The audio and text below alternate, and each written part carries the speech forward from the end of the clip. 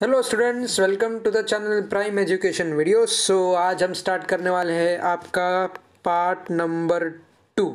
ठीक है। सो ये जो है आपका सेकेंड चैप्टर है जो कि आपका पीरियोडिक टेबल का है। ठीक है। सो इसमें हम लोग पार्ट नंबर 2 जो है यहाँ पे कंटिन्यू करेंगे। सो रिक्वेस्ट है कि आपको एंड तक देखना है। तो चलो यहाँ पे टॉपिक जो है हमारा स्टार्ट करते हैं। सो पहला क्या टॉपिक है यहाँ पे, basically modern periodic table and electronic configuration of element. तो जैसे हमने समझ लिया आपका मैटर क्या होता है, आपके डोबेराइनर के बारे में समझ लिया हमने, न्यूलैंड लॉ ऑफ एक्टिव हमने समझ लिया, आपका मेंडेलीव हमने देख लिया, ये सारी चीज़ें कवर हो गई। राइट। सो ये 1 2 3 हो गया। उसके साथ में हमने क्या देखा था, आपका मेंडेलीव पीरियोडिक टेबल देखा, मॉडर्न पीरियोडिक टेबल यानी long form of periodic table देखा, बराबर। सो इनके केमिकल प्रॉपर्टीज़ और फिजिकल प्रॉपर्टीज सब कुछ हमने क्या किया, पार्ट 1 में जो है डिस्कस कर लिया है। सो पार्ट 1 जिन्होंने नहीं देखा है उनसे रिक्वेस्ट है कि आप पहले जाओ और पार्ट 1 को देख लो, ताकि आपको जो है आगे के टॉपिक्स पर कन्फ्यूजन ना हो। सो वैसे मैं ट्राई करूँगा कि जिन्होंने पार्ट 1 नहीं देखा है वो भी इस वीडियो को देख सके, तो उतना मैं जो है एकदम ईजी में ट्राई करूँगा एक्सप्लेन करने के लिए। सो यहाँ पे क्या है, first of all modern periodic table and electronic configuration of element. So देखो, within a period the neighbouring element differ slightly in their properties while distant element differ widely. यानी कि जो नियर बाय एलिमेंट्स है वो slightly differ करते हैं, और जिनका जो स्पेस जो ज़्यादा दूर है, मतलब यहाँ पे आप देख सकते हो वाइल डिस्टेंट एलिमेंट्स उनका वाइडली यानी डिफर कैसे करेगा, ज़्यादा यानी differ widely in their properties. Element in the same group, ध्यान से देखना, element in the same group show similarity and gradation in their properties. Same group के एलिमेंट जो है उनका जो केमिकल प्रॉपर्टीज़ होता है, बेसिकली जो प्रॉपर्टीज़ होता है ना, केमिकल प्रॉपर्टीज़, वो कैसा होता है, बिल्कुल सेम होता है वो।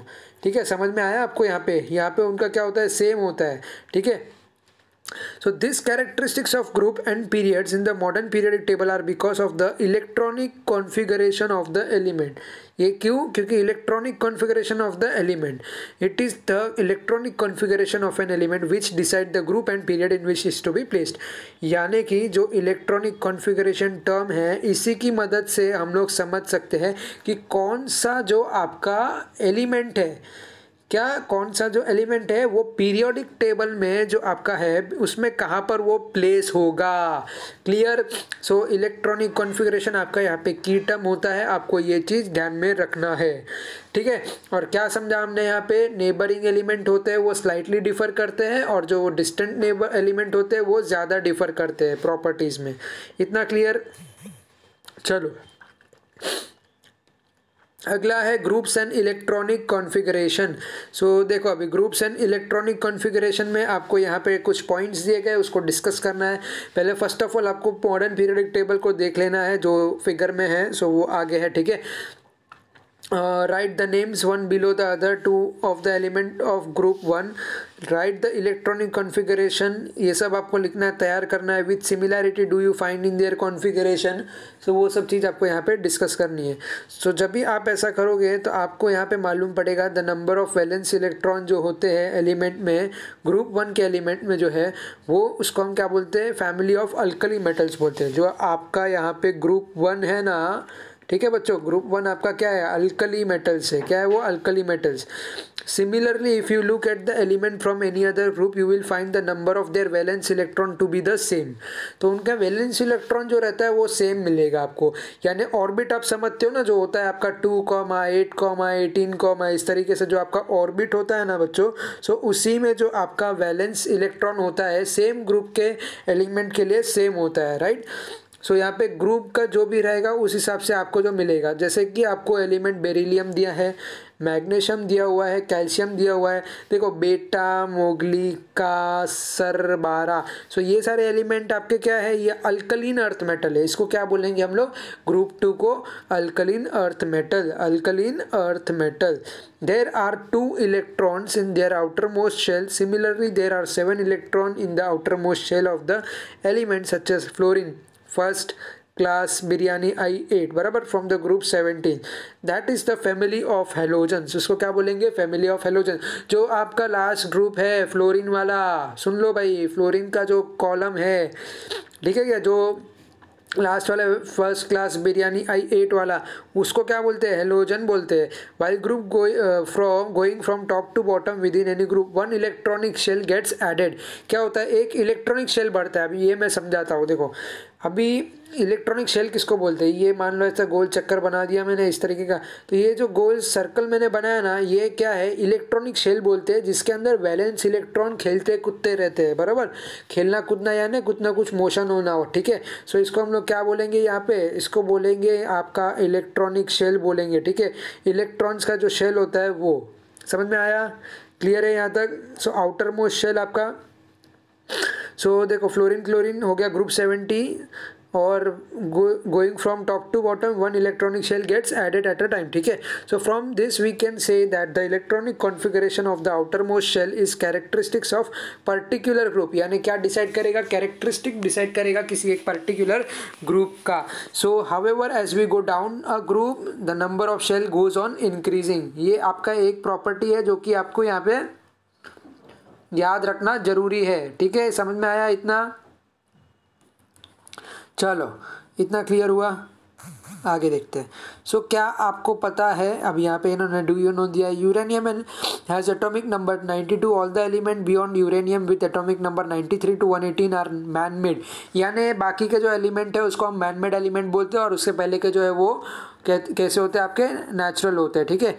सो in the modern periodic table, elements are arranged in an increasing order of their atomic number. The point to be noted, that is absolutely 100% true, and you have to note that thing, because it will truly come into your exam and you need to state in your answers too, right? So what is the second point over here, vertical column are called groups. So yes, we know that horizontal rows are known as your period and column are known as your group, and they are of total 18 groups.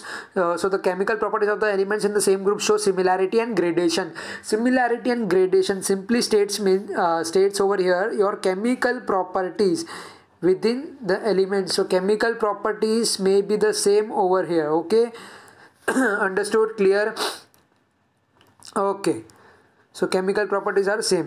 Horizontal rows are called period. Okay, we know that there are in all 7 period. The properties of elements change slowly from one end to other in a period. So yes, all we had covered this now, and moving further on the next page, what we see, your long form of periodic table with the different naming nomenclature. So right here we can see the S block consists of your first two group, and rest of all from 3 to 12 is your D group, and your P block consists from the number 13 to 18. So there are total number of 6 group you can say in the P block, total number of 2 group or in S block, and total number of how many groups, this is up to 3 to 12, and it means that here it is total number of 10, right?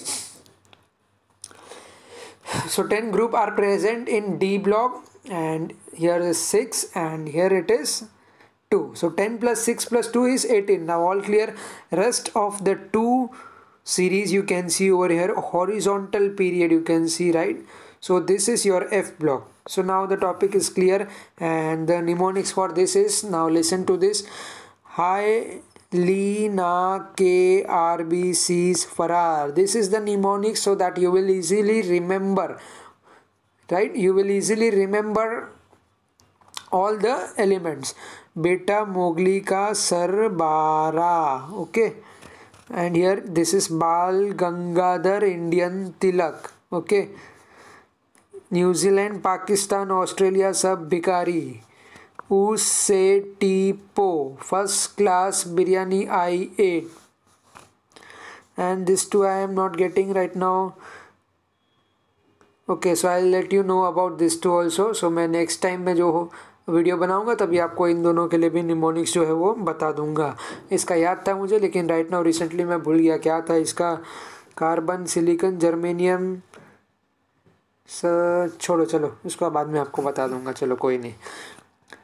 So here next is periods and electronic configuration. Okay, so on going through the modern periodic table, हमने ये देखा कि element जो है हमारे पास lithium है, beryllium है, बोरॉन है, कार्बन है, नाइट्रोजन है, ऑक्सीजन है, chlorine and neon belong to period 2. Write down electronic configuration लिखना है उसका, ये सारी चीज़ें आपको अभी यहाँ पे मिल जाएगी। देखो यहाँ पे ये सब हो गया आपका सो क्या क्या दिया हुआ है बेसिकली यहाँ पे, अगर आप पोटेशियम का देखते हो तो 4 शेल आ जाएगा, 4 शेल आएगा ना, क्योंकि यहाँ पे आप देख पा रहे हो वैलेंस इलेक्ट्रॉन का इन्होंने डायग्राम बनाया, दैट इज़ 2,8,8,1, और यहाँ पे आर्गन के लिए 2,8,8 होता है। सो इस तरीके से आपको ये डायग्राम यहाँ पे बनाना पड़ता है। और यही जो है आपको अगर पूछा कि ऑर्बिट डायग्राम बनाओ या फिर ऐसा बोला कि वैलेंस इलेक्ट्रॉन या इलेक्ट्रॉनिक शेल बनाओ, तो ये सारी चीज़ें आपको बनानी पड़ेगी बच्चा लोग, समझ लो, ठीक है। All clear. अभी आते हैं हम लोग यहाँ पे, we can say that element with the same number of shell occupied by electron belong to same period, the element in the second period namely lithium, beryllium, boron, carbon, okay, neon having same electron in 2 shells. तो ये सारे के electrons जो है वो same हो गए up to 2 shells. So the element in third period namely your sodium, magnesium, aluminium, silicon, potassium, okay, so chlorine and arsenium have electron in 3 shells. These are having electrons in their 3 shells. So K, L and M. Write down the electronic configuration of this element and confirm that in the modern periodic table. तो बच्चा लोग ये आप लोग जो है modern periodic table को देख के आप जो है लिख सकते हो, इनका कॉन्फ़िगरेशन आपको समझ में आ गया ना, कैसे लिखना है, 2,8,8, तो इस तरीके से आपको लिखते जाना है यहाँ पे 16 वगैरह, तो इस तरीके से आपको ये सारा लिखना है। So the number of electron elements in the first 3 period is determined by the electron capacity of the shell and law of electron octet, जिसको क्या बोलते हैं, इलेक्ट्रॉन ऑक्टेट बोलते हैं, ठीक है। What are the values of n for the shells K, L and M? तो देखो भाई आपको यहाँ पे मिल जाएगा K, L और M के लिए। सो पहला है 2, दूसरा है 8, तीसरा है 18 और उसके बाद है 32। सो ये कैसा करते हैं हम लोग, 2 से मल्टीप्लाई करते हैं, जैसे नंबर बढ़ता है, जैसे अभी यहाँ पे 4 स्क्वायर है तो अगला क्या आएगा 5 square, 5 square into 2 that is 25 into 2 that is 50। सो इस तरीके से आपको ऐड करते जाना है आपका वैलेंस इलेक्ट्रॉन ऑर्बिटल। ऑक्टेट आपका कैसे बनेगा, समझ गया, इलेक्ट्रॉनिक शेल आपको इस कॉन्फ़िगरेशन में बनाना है। कैसे बनाओगे, आप इसको लिखोगे 2,8, 18, 32, 50। मेथड समझ में आ गया ना, ठीक है। चलो अब यहाँ पे क्या है हमारा सिंबल इलेक्ट्रॉनिक कॉन्फ़िगरेशन वैलेंसी। अभी यहाँ पे देखो जैसे कि ये आपको थोड़ा बहुत दिख रहा है, समझ में आ रहा है ना मॉडर्न पीरियोडिक टेबल का। सो इन्होंने क्या बताया आपका, जैसे पोटेशियम का 19 बताया, तो आप कैसे लिखोगे, आप इसको लिखोगे 2,8,8,1। सो इसको क्या बोलते हैं, 1 जो है इसको हम लोग वैलेंसी बोलते हैं, इलेक्ट्रॉनिक कॉन्फ़िगरेशन को हम लोग क्या बोलते हैं 2,8,8,1 बोलेंगे, इसको हम लोग इलेक्ट्रॉनिक कॉन्फ़िगरेशन बोलेंगे। आपका वैलेंस इलेक्ट्रॉन यानी वैलेंसी, जो लास्ट शेल जो है, जो भी एलिमेंट का आप लास्ट शेल की बात करते हैं उसमें कितने नंबर ऑफ इनकम्प्लीट इलेक्ट्रॉन है, यानी कि यूं कहे बैलेंस या बचे हुए इलेक्ट्रॉन है। तो अगर आपका शेल कंप्लीट नहीं हुआ है तो आप उसी को गिनोगे, तो यहाँ पे 1 आ गया। अगर मैं बोलता हूँ मेरे पास कुछ वैलेंसी जो इलेक्ट्रॉनिक कॉन्फ़िगरेशन है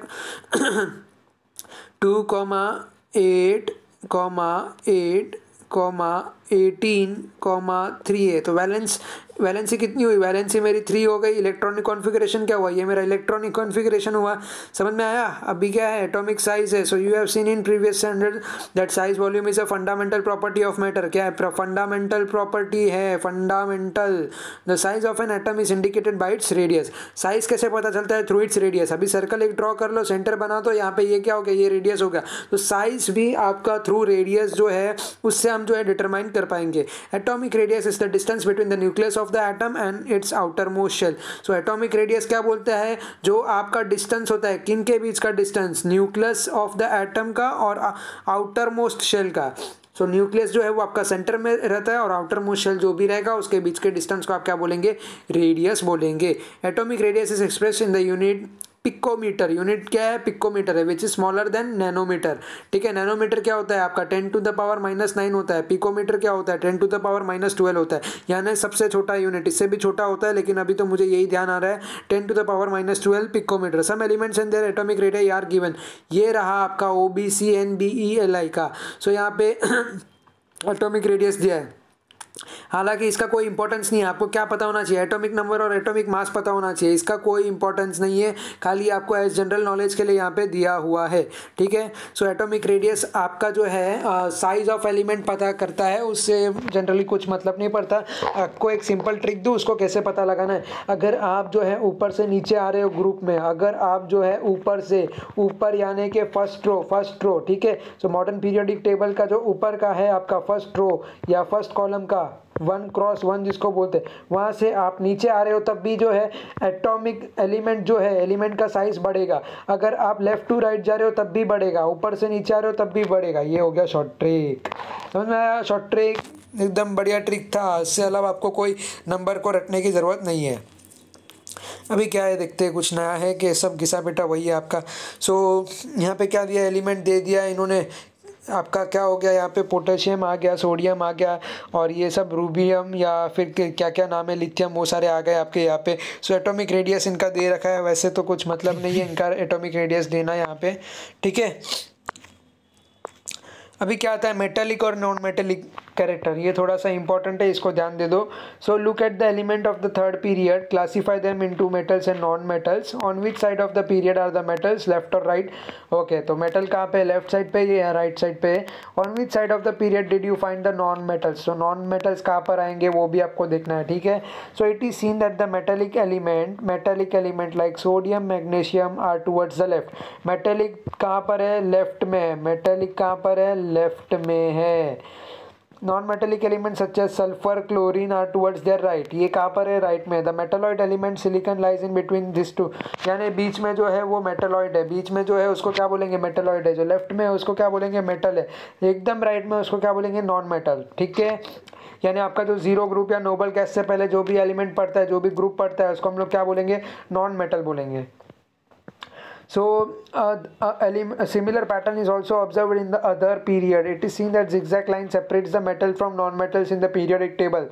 Element appear to have arranged in such a way that metals are on left side of this line, non-metals are on the right side of the line. ठीक है?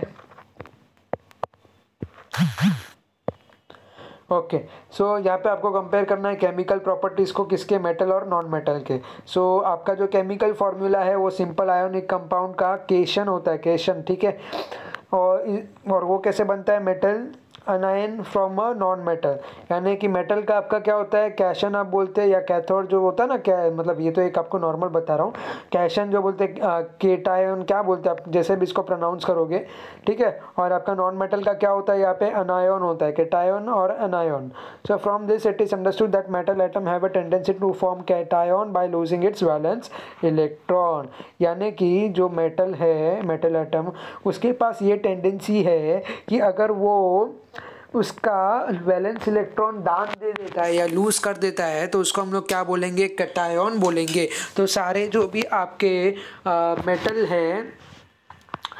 मेटल है वो दानवीर होते हैं, तो उसको हम क्या बोलते हैं, कटायन बोलते हैं। कटायन क्यों बोलते हैं, क्योंकि वो जो है अपना वैलेंस इलेक्ट्रॉन किसी को दान में दे सकते हैं, या उनके साथ जो है बॉन्ड की जो शेयरिंग है वो कर सकते हैं, यानी शेयरिंग।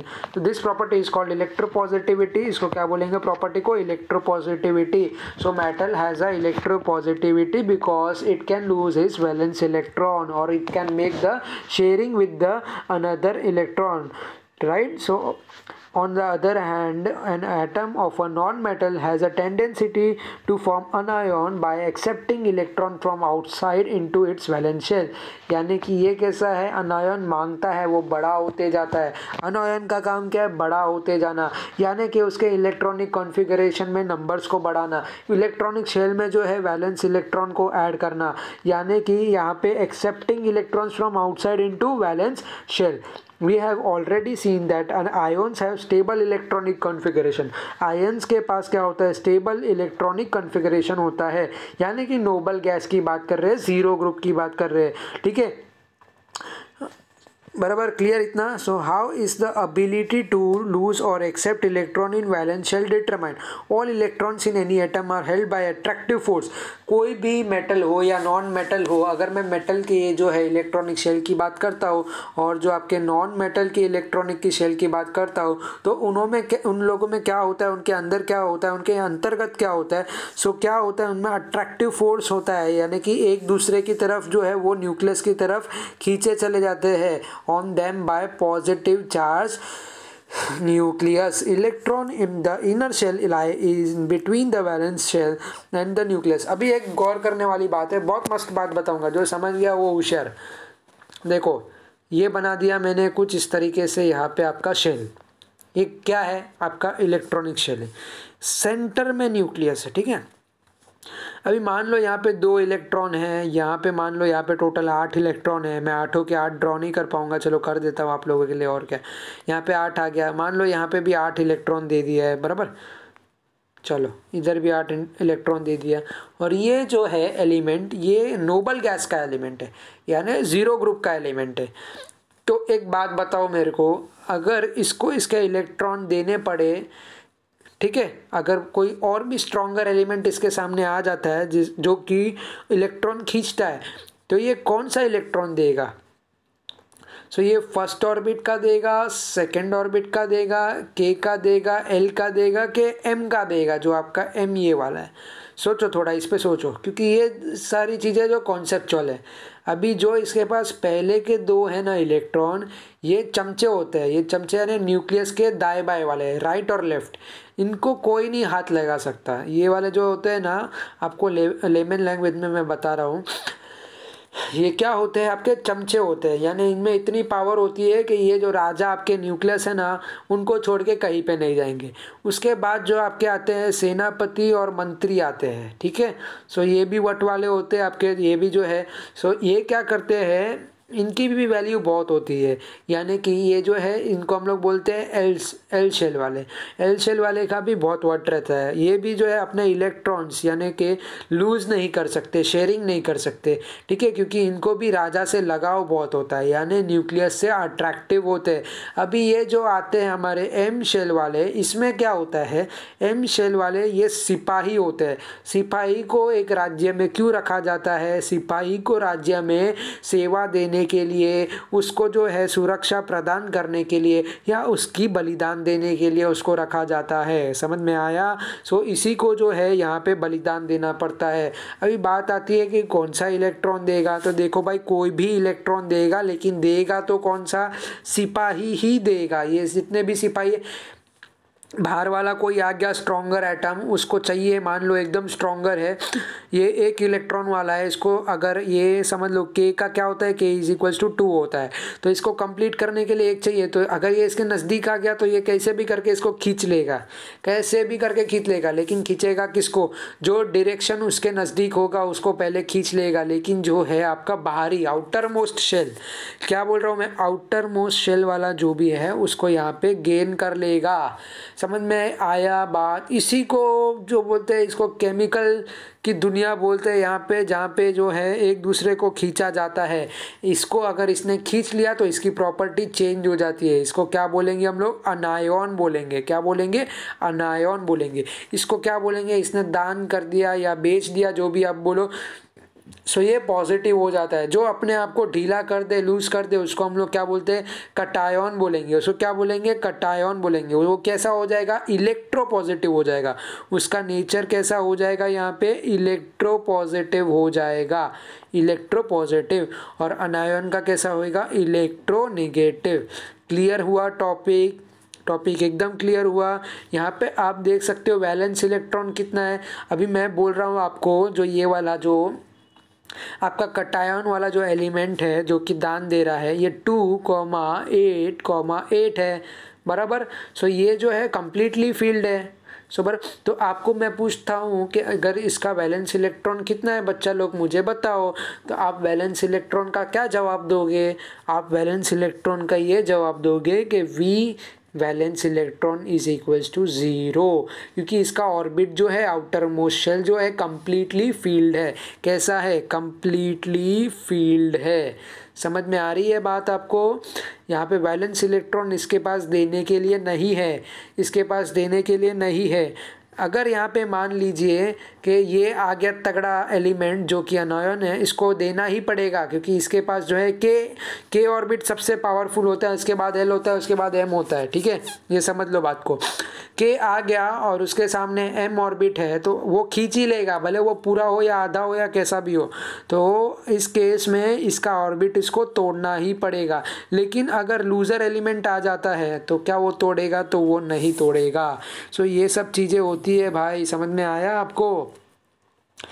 तो क्या लिखा है भाई आपका? वही सब लिखा हुआ है। 10 द नंबर ऑफ वैलेंस, चलो क्या है देख लेते हैं एक बार। Number of valence electron in metal is small.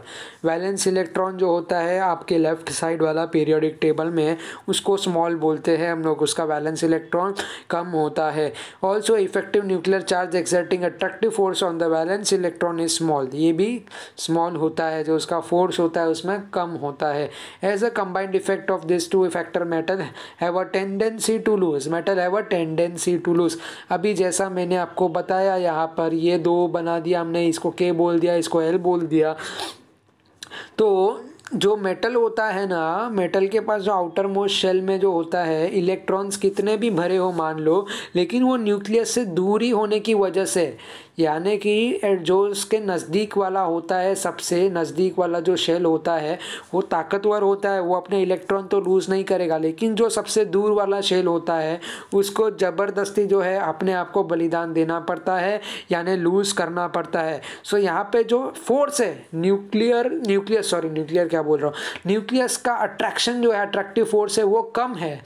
जबकि यहाँ पे जो के शेल है और एल शेल है, उसका जो न्यूक्लियस है कंपैरिजन में एल शेल के, वो जो है ज़्यादा स्ट्रॉन्गर है। समझ में आया आपको? So valence electron to form cation having a stable noble gas configuration, this tendency of an element called electropositive in the metallic character of that element. बहुत मज़ेदार है कॉन्सेप्ट, आपको समझ में आना चाहिए। ये डायग्राम देख लो, ग्राफ देख लो, ज़िंदगी सफल हो गई बेटा। देखो ये लाइन है ना, जिगजैग लाइन, जिगजैग, यस। ये यहाँ पे क्या पढ़ रहा है आपका? यहाँ पे आपका पढ़ रहा है मेटल, यानी कि ये मेटल हुआ, ये आपका हो गया non metal. Separation, line of separation, line of control बोलते हैं ना हम लोग। यहाँ पे LOC में हमारे भारत में जो है, अभी खैर वो भी ख़त्म हो गया, यूनियन टेरिटरी बना दिया, उसमें भी 2 कर दिया, लद्दाख अलग, जम्मू अलग। ठीक है, सो भारत अभी अपना ये गिलगित बल्टिस्तान कुछ भी नहीं है, भूल जाओ। अभी जो पब्लिक है वो समझ रही है गिलगित बल्टिस्तान उसका है, उसने पाकिस्तान ने प्रोविंस बना दिया। यार छोड़ दो वो सब, वो अपना ये कश्मीर पूरा अपना है। ठीक है, सो छोड़ो, उधर किधर जा रहा हूँ मैं। सो देखो, डिक्रीजिंग एटॉमिक रेडियस, तो यहाँ पे आपको देखना है decreasing atomic radius, increasing electronegativity and non metallic character. देखो ये यहाँ पे कौन पढ़ता है? लेफ्ट साइड पे मेटल पढ़ता है। अगर आप राइट साइड पे जाओगे यानी नॉन मेटल के साइड पे जाओगे, नॉन मेटल साइड पे जाने का अर्थ ये हुआ कि आप जो है इंक्रीज कर रहे हो इलेक्ट्रोनेगेटिविटी को। आप जो है यहाँ पे ज़्यादा से ज़्यादा शेल्स को अडॉप्ट कर रहे हो, खींचे जा रहे हो। सो इलेक्ट्रोनेगेटिविटी बढ़ेगी एंड नॉन मेटेलिक कैरेक्टर, यानी कि नॉन मेटेलिक कैरेक्टर भी बढ़ते जाएंगे अगर आप लेफ्ट टू राइट जाओगे तो। डिक्रीजिंग इलेक्ट्रोपॉजिटिविटी, अगर इलेक्ट्रोनेगेटिविटी बढ़ रही है तो आपकी इलेक्ट्रोपॉजिटिविटी घट रही है। ठीक है, तो ये हो गया आपका कॉमन पॉइंट। यहाँ पे क्या हो रहा है? डिक्रीजिंग एटॉमिक रेडियस, यहाँ पे क्या हो रहा है? डिक्रीज हो रहा है आपका एटॉमिक रेडियस। अभी अगर आप ऊपर से नीचे आते हो तो इंक्रीजिंग एटॉमिक रेडियस इंक्रीज होगा। क्या होगा? इंक्रीज होगा। ये छोटा है, ये उससे बड़ा है, ये उससे भी बड़ा है, ये उससे भी बहुत बड़ा है, ये उससे बहुत बहुत बड़ा है, ये उससे बहुत बहुत बहुत बहुत बड़ा है। तो इस तरीके से क्या होगा? छोटे से बड़ा होते जाएगा, यानी आपका एटॉमिक रेडियस जो है वो बढ़ जाएगा। Increasing electronegativity and non metallic character, increase क्या होगा? इलेक्ट्रोनेगेटिविटी और नॉन मेटेलिक कैरेक्टर होगा। डिक्रीज क्या होगा? इलेक्ट्रोपॉजिटिविटी और मेटालिक कैरेक्टर। चलो अब यहाँ पे क्या आता है आपका? लास्ट है, बस यहाँ पे कंप्लीट कर लेते हैं हम लोग, आपका हो गया ऑलमोस्ट। ज़्यादा टाइम नहीं लूँगा, 5 मिनट बस बस, मुझे भी अभी कंटाला आ रहा है, 5 मिनट बस। The periodic trend in the metallic character of element is clearly understood. ठीक है, पीरियोडिक ट्रेंड हमको क्लियरली समझ में आया क्योंकि उनके पोजीशन को देख के मॉडर्न पीरियोडिक टेबल के अंदर। अभी समझ में आया आपको? Let us first consider metallic character of element belonging to the same group. While going down a group new shell gets added. तो कॉमन सेंस है आपका यहाँ पे, ऊपर एक शेल है तो नीचे जाएगा तो 2 शेल होएगा, और भी बढ़ेगा शेल तो बढ़ता जाएगा क्योंकि जो उनका वैलेंस इलेक्ट्रॉन है वो एक्सेप्ट करते जा रहा है, यानी नॉन मेटेलिक कैरेक्टरिस्टिक्स आपका बढ़ते जा रहा है, इलेक्ट्रोनेगेटिविटी आपका बढ़ते जा रहा है, इलेक्ट्रोपॉजिटिविटी आपका घटते जा रहा है, मेटेलिक कैरेक्टर आपका घटते जा रहा है अगर आप क्या कर रहे हो, अगर आप ऊपर से नीचे आ रहे हो तो। ये इन्होंने डबल क्यों लिखा है यार? चलो, so resulting in an increase in the distance between the nucleus and the valence electron, this results in lowering the effective nuclear charge and hereby lowering the attractive force of valence electron। देखो ये सब मैंने आपको समझा दिया, अगर आप relate कर पा रहे हो तो ठीक है। सो ये सब रीडिंग आपको करना है तो कर सकते हो। As a result of this tendency atom to lose electron increases, also the penultimate shell becomes the outermost shell on losing valence electron। the penultimate shell is a complete octet, therefore the resulting cation has a special stability। due to this the tendency of the atom of loose electron increases further। एक चीज़ आपको बोलता हूँ, जो element आपका electron lose करता है उसका stability बढ़ता है।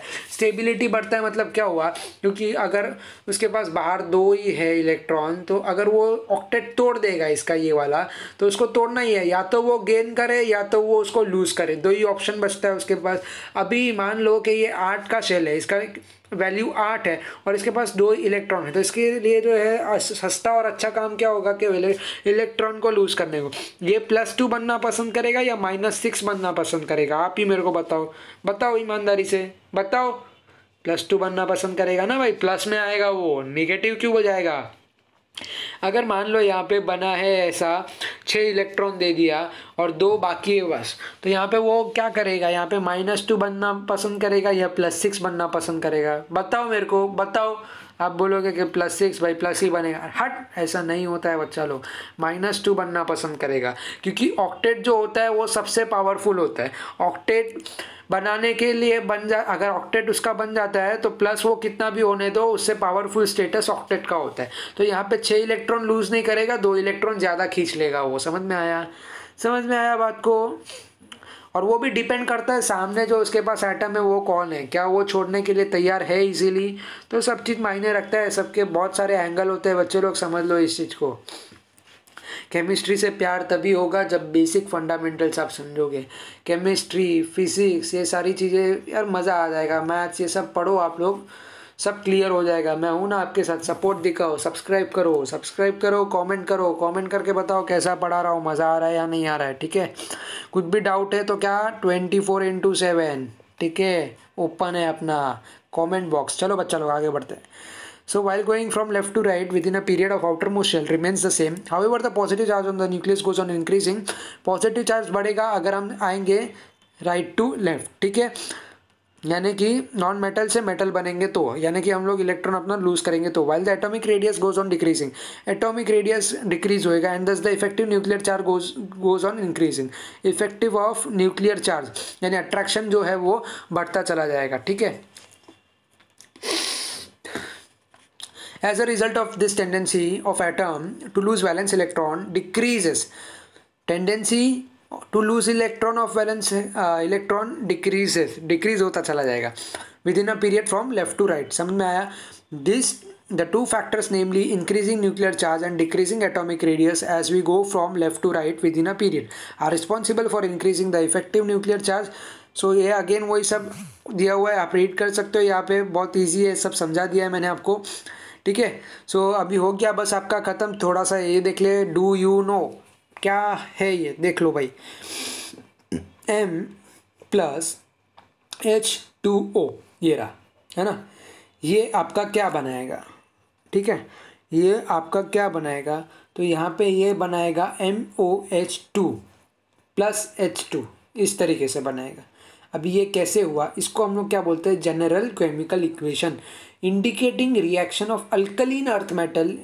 ये क्या है? अल्कलीन अर्थ मेटल है। While going down the second group, ये देखो बेटा मोगली का सरबारा, the gradation in the chemical property of alkaline earth metal is seen. While going down the second group, the reactivity of alkaline earth metal goes on increasing. Reactivity बढ़ती चली जाएगी, ठीक है, goes on increasing, and thereby the ease with which the reaction takes place also goes on increasing. Thus beryllium Be does not react with water. ये react नहीं करेगा, beryllium आपका react नहीं करेगा क्योंकि वो स्टेबल है भैया.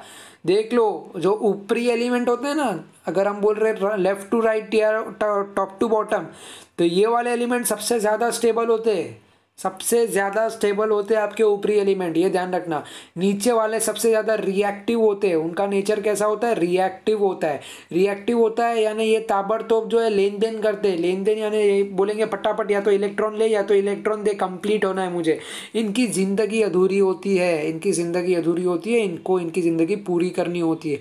पूरी करने के लिए या तो आप इलेक्ट्रॉन्स को बलिदान दे दो या तो इलेक्ट्रॉन्स को आप जमा करो, लेकिन ये रिएक्टिव होते हैं.